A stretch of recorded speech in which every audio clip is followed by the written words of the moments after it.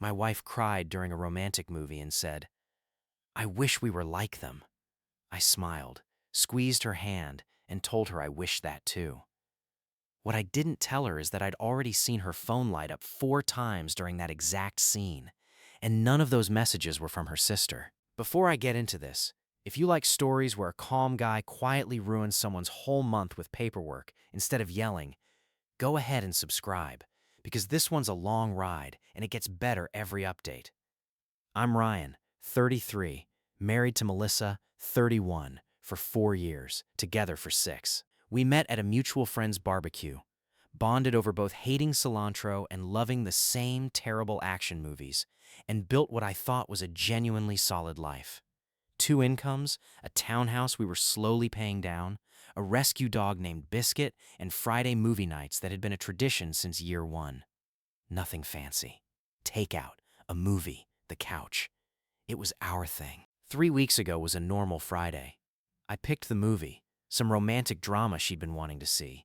One of those slow burn stories where 2 people almost don't end up together but do at the last second. Not my genre, but it was her pick week, and I loved watching her get emotionally wrecked by fiction because she always pretended she wasn't a crier and always was. About halfway through, during the big reunion scene, the one where the guy shows up in the rain and says all the things he should have said years earlier, Melissa actually teared up, wiped her eyes, laughed at herself, and said, "God, I wish we were like them." I laughed too, said something like, "We don't need rain. We've got a leaky gutter, same effect," and she smacked my arm and kept watching. Here's the part I didn't mention out loud. Her phone was face down on the armrest between us, and it had lit up. Not once. 4 separate times in about 6 minutes, the screen glowing faintly under her hand each time, and each time she'd glance down, thumb it quickly, and go right back to the movie like nothing happened. I noticed because I know what a text notification buzz feels like against a couch cushion, and I know what her sister's ringtone contact photo looks like when it flashes, and this wasn't that. I didn't say anything that night, didn't confront her, didn't ask to see the phone, didn't make it weird. I just filed it away in the back of my head under a folder labeled "Pay Attention" and kept eating popcorn like a man with absolutely no idea his gut had just started doing somersaults. For the next few days, I watched. Not in a crazy, stalker way, just in the way any reasonably observant person watches when something feels slightly off. She started taking her phone into the bathroom when she showered, which she'd never done before. She started angling the screen away from me at the dinner table. Small movements, nothing dramatic, but noticeable if you're actually looking. And she started using the phrase, "just a work thing." A lot more than a job in marketing analytics usually requires late-night texting for. About a week after movie night, she was in the shower and her phone buzzed on the kitchen counter where she'd left it charging, an actual mistake on her part. I wasn't going to go through it. I want to be clear about that, because I know how this sounds. I wasn't planning to snoop, but the screen lit up with a preview text, and previews don't ask permission. The contact name was saved as Tara, work. The message read, "Still thinking about what you said during that movie scene, lol." You know, I feel the same way, right? I stood there in my kitchen, holding a coffee mug, staring at a notification from someone named Tara, who apparently knew what my wife had said during a movie scene that only the 2 of us had watched together, alone, on our couch, 3 days earlier. Now, Tara being a save name that could easily be a guy using a fake contact name is not a leap I made emotionally. It's a leap I made logically, because women don't usually text each other. You know, I feel the same way, right? With a winking energy about a romantic movie moment shared with someone's husband. I've been in enough group chats to know the difference between "girl, that scene killed me" and whatever this was. I didn't touch the phone. I finished my coffee, went to work, and on my lunch break, I did something I'm historically not proud of but don't regret even slightly. I bought a cheap secondhand laptop with cash from a pawn shop, made a new email address, and reached out to a private investigator a coworker had used during his own divorce 2 years earlier. Not because I wanted drama, because I wanted facts before I said a single word out loud. The investigator's name was Colin, mid-50s, sounded permanently unbothered on the phone, like he'd heard every version of this story 1,000 times. I gave him the basics. Wife, 4 years married, suspicious texting pattern, a saved contact named Tara that pinged during a shared private moment. Colin said, "Give me 2 weeks. Don't confront her. Don't change your behavior. Act completely normal." I said that sounded like the hardest and easiest thing I'd ever been asked to do simultaneously. So I did. I kept being exactly the husband I'd always been. Made her coffee in the morning, walked the dog, asked about her day, laughed at her jokes. Meanwhile, in the background, a total stranger was quietly building a paper trail on my behalf, and I was calling a divorce attorney named Priya during my actual lunch breaks, sitting in my car in a parking garage like I was planning a heist instead of just protecting myself. Priya was blunt from the first call. "Don't sign anything.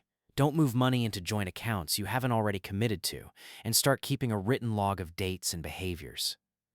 Courts like paper. Courts don't like feelings. I told her I was starting to feel less like a husband and more like a man building a legal case against his own marriage, and she said, "That's usually how it starts. Doesn't mean you're wrong to do it." 10 days in, Colin called with an update. He'd confirmed the number saved as Tara.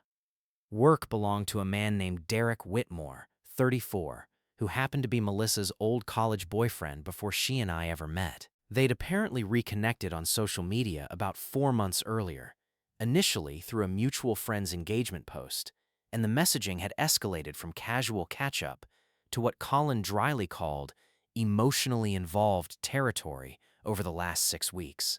He hadn't found anything physical yet, no hotel records, no confirmed meetups, but he had screenshots pulled from a shared cloud backup she apparently hadn't fully secured on an old tablet still linked to their home Wi-Fi.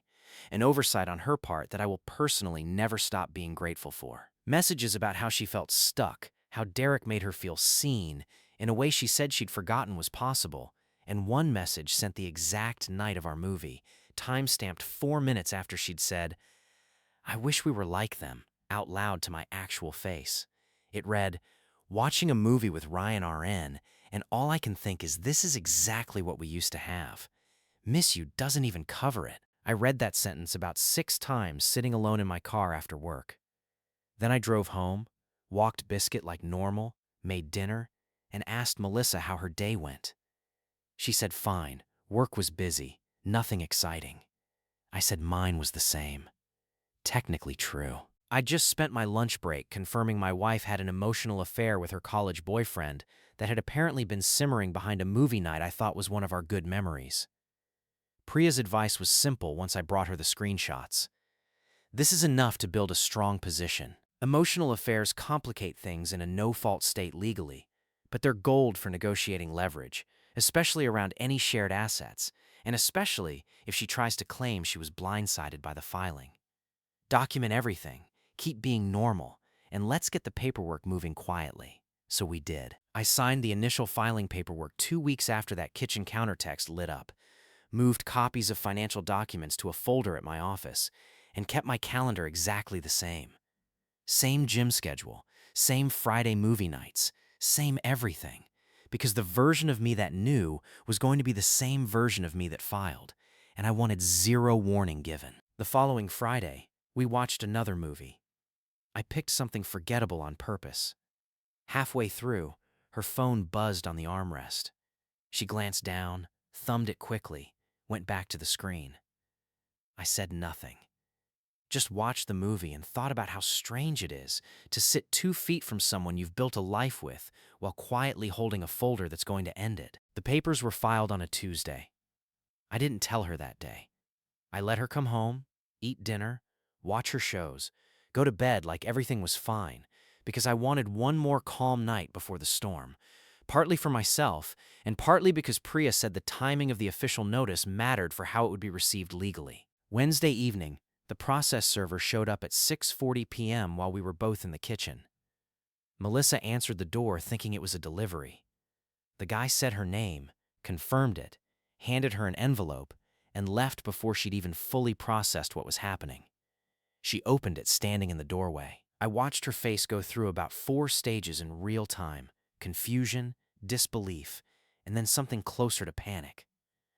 "What is this?" she said, holding the papers like they might be a joke. "Divorce papers," I said. "Filed yesterday. Figured you should have your own copy instead of finding out secondhand, since apparently that's more your style lately." Her head snapped up. "What is that supposed to mean?" "It means I know about Derek," I said. "I know about the messages. I know Tara isn't a coworker. And I know exactly what you texted him 4 minutes after telling me you wished we were like the couple in that movie." Her face went white in a way I'd genuinely never seen before. "You went through my phone?" "I didn't have to," I said. "You left it on the counter and it lit up like a Christmas display." After that, I hired someone to confirm what I already suspected, because I wasn't about to build an entire legal decision off one notification preview. "You hired a private investigator? On me?" "On my marriage," I said. "Which, turns out, you'd already checked out of about 4 months ago, right around when you and your college boyfriend decided catching up meant telling each other you missed what you used to have." She actually tried the redirect, which I'll admit I was almost impressed by given the circumstances. "You're the one who's been distant lately. Maybe if you paid more attention to me instead of your job, I wouldn't have needed someone to talk to." "We watch a movie every single Friday," I said. "I made you coffee this morning. I've been the same guy for 6 years. You want to blame me for you texting your ex about how much you miss him during our date night. That's a creative angle, but it's not going to hold up anywhere that matters." She started crying, the real kind, not the movie kind. "Nothing physical happened. It was just talking." "That's actually worse in some ways," I said. "You didn't stumble into a hotel room. You sat next to me on our couch, said out loud that you wished we were like a fictional couple, and then told a different man you missed what you had with him, in writing, with a timestamp. That's not an accident. That's a choice you made repeatedly over months." She asked if we could go to counseling. I told her counseling requires 2 people who both want the same outcome, and I wasn't sure she'd wanted this marriage in months. She'd just wanted the option of it while keeping a backup warm in her contacts under a fake name. That night, she slept in the guest room without me asking her to. I slept better than I had in weeks, mostly because the waiting part, the hardest part, was finally over. Update 1, about 10 days later. Word had gotten out to both families, and the reactions were exactly as predictable as you'd think. Her mother called me first. "I heard you're divorcing my daughter over a misunderstanding." I told her it wasn't a misunderstanding. It was a documented emotional affair with screenshots and timestamps, and that I was happy to forward the paperwork if she wanted specifics instead of secondhand summaries. She got quiet, then said Melissa had told her it was just an old friend checking in. I said old friends don't usually say they miss what they used to have 4 minutes after your daughter cried about wanting our marriage to look like a movie. Long silence, then a mumbled, "I didn't know that part," and the call ended shortly after. Her sister took a more aggressive approach, showed up at my office actually, which I hadn't expected. Security called up, I came down, and she was standing in the lobby with the specific energy of someone who'd rehearsed a speech in the car. "You're really doing this over texting? People text their exes all the time. It doesn't mean anything." I said if it didn't mean anything, Melissa wouldn't have used a fake contact name to hide it from me for 4 months. She didn't have a great answer for that one. Tried a different angle, something about how marriages take work, and I was giving up too easily. I told her I'd given plenty of work.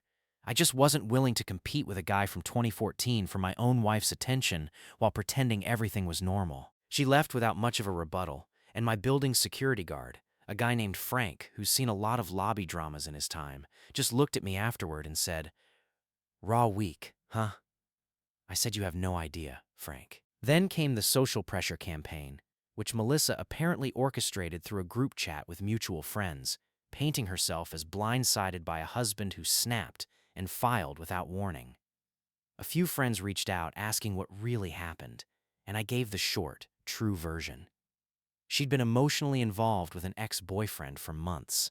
I found proof. I filed. Most people, once they heard that, quietly backed off her narrative. One friend admitted Melissa had been kind of cagey about her phone at a recent get-together, and nobody had thought much of it at the time. Meanwhile, Priya and I started working through the actual logistics. The townhouse was purchased jointly, but I'd put down significantly more of the down payment using an inheritance from my grandmother.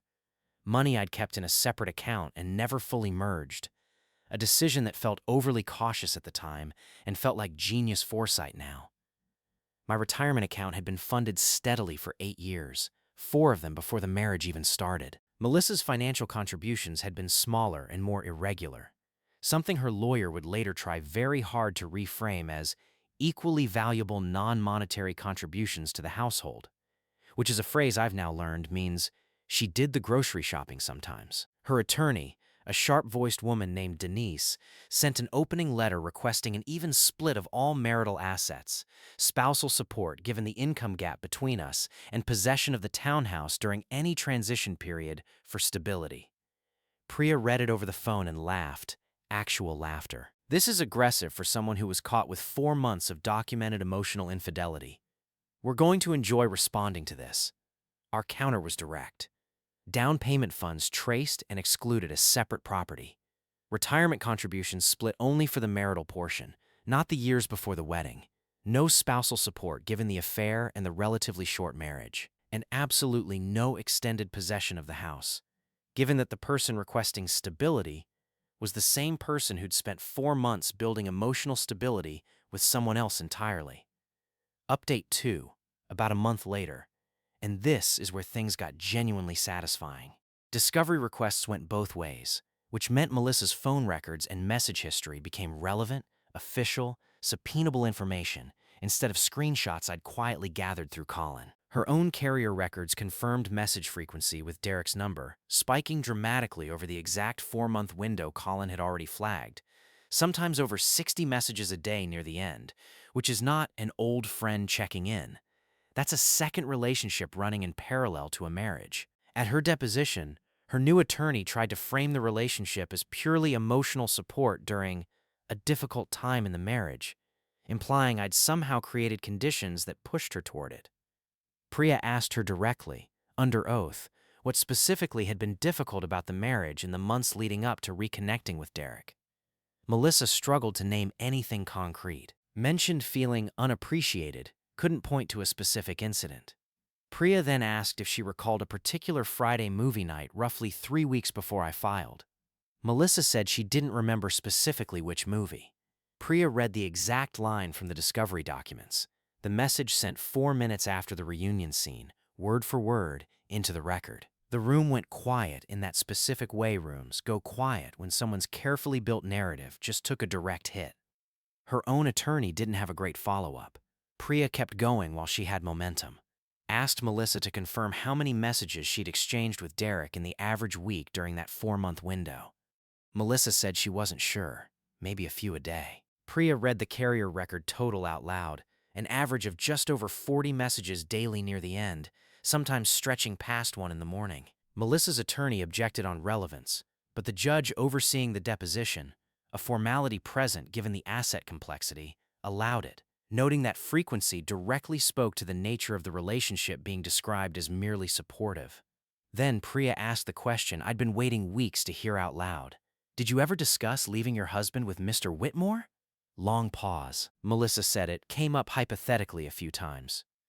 Priya asked her to define hypothetically, given that one of the recovered messages read, word for word, "If I ever actually leave Ryan, promise you won't disappear on me again."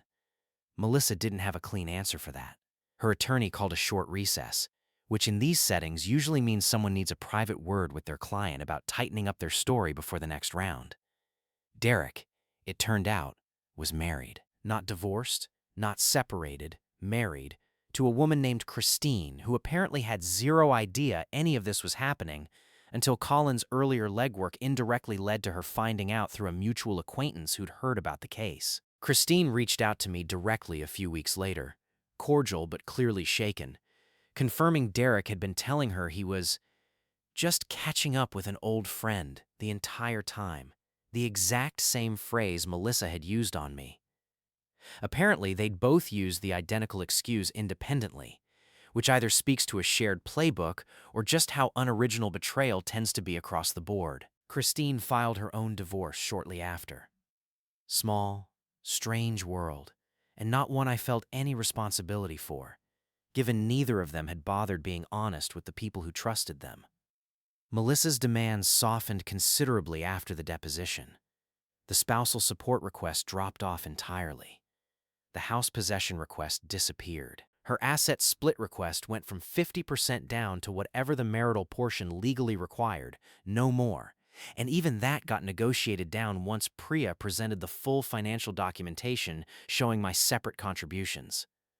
Around this same time, I got a message request on social media from a woman I didn't recognize. Turned out to be one of Derek's coworkers, someone who'd apparently overheard enough office gossip to piece together what was happening and felt weirdly compelled to reach out.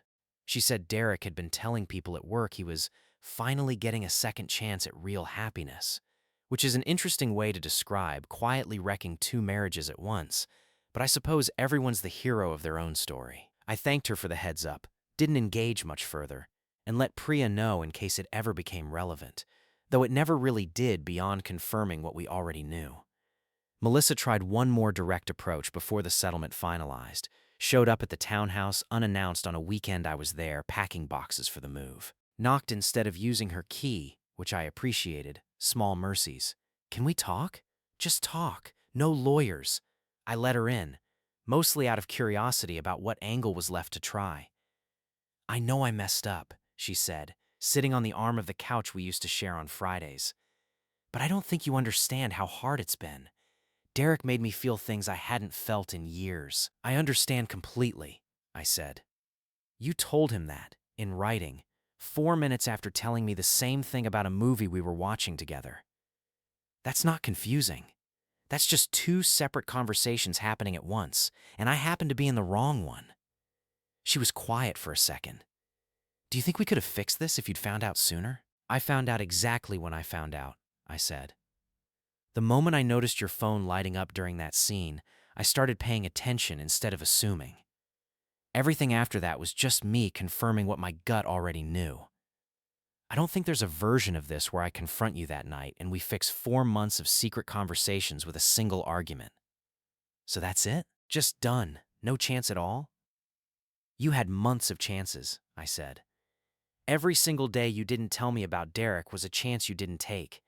I'm not the one who closed that door. You did, every time you texted him instead of talking to me." She left without much else to say after that, and Priya later told me Denise had specifically advised her against any unsupervised contact with me during active negotiations, advice she'd apparently ignored, which didn't exactly help her credibility if it had ever come up formally.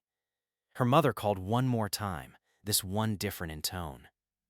I talked to her properly. I know what she did now. "I'm sorry I called you before I understood. I told her I appreciated that, and that I hoped Melissa figured some things out, but it wasn't going to change where things landed. She said she understood, and that was the last call from that side of the family. Final update, about 7 weeks after the filing. Settlement reached, no trial needed. The townhouse sold, proceeds split according to actual contribution records, meaning I walked away with a noticeably larger share once my down payment was properly credited back to me. Retirement split only covered the marital years, not the 4 years I'd been contributing before we even met. No spousal support, given the short marriage length and the well-documented reason behind the split. She kept her car, her personal savings, and whatever dignity she had left after a deposition transcript that will apparently live forever in a case file somewhere. I found out through a mutual friend, secondhand and unconfirmed but plausible, that Derek's marriage ended around the same time mine did, and that he and Melissa had briefly tried actually being together once both divorces were final, only for it to fall apart within about 2 months. Apparently, the reality of dating someone who'd spent months lying to their spouse in your name too was less romantic than the 4 months of secret texting version had been. Funny how that works out. I moved into a smaller place near work, set up a proper home theater system since movie nights had always been my favorite part of the week, regardless of who ruined the tradition, and kept Biscuit, who honestly seemed relieved by the calmer household the moment we settled in. I've started actually dating again recently. Nothing serious, but there's someone from my gym who makes fun of my taste in movies in a way that feels a lot less loaded than it used to. Last week, I watched that same romantic movie again, alone this time, out of curiosity more than anything. Got to the reunion scene, the rain, the big confession, all of it. Didn't feel a thing this time, except a little bit of dark amusement. Honestly. Remembering how my own life had quietly detonated 4 minutes into someone else crying over the exact same scene. Someone asked me recently if I regretted hiring a private investigator instead of just confronting her the night I noticed the phone lighting up. Not even slightly. If I'd confronted her that night, she'd have had time to delete messages, build a cleaner story, and I'd have spent months arguing about half-truths instead of walking into a deposition with timestamps that spoke for themselves. Patience isn't weakness. Sometimes it's just better strategy. To anyone reading this and noticing a pattern, a phone that suddenly needs privacy, a partner who takes it into the bathroom, a story that keeps needing extra detail to explain something simple, trust that instinct. Don't confront blind. Get proof first, get a lawyer second, and let the receipts do the talking instead of your emotions. Document everything. Dates, screenshots, timestamps. Courts, and honestly, life in general, respect paper trails a lot more than they respect feelings. The movie was fiction. The reunion scene, the rain, the perfect ending, none of that was ever going to be real life. What was real was a woman sitting next to me pretending to want that ending while quietly building an entirely different one behind my back. I'm not angry about it anymore. Just glad I paid attention to a phone screen instead of trusting a performance. If you made it this far, thanks for sticking with the whole thing. And if you haven't already, go ahead and subscribe, because there's more of these coming, and this definitely won't be the last one that ends with someone's carefully built lie falling apart in a deposition room. Peace out.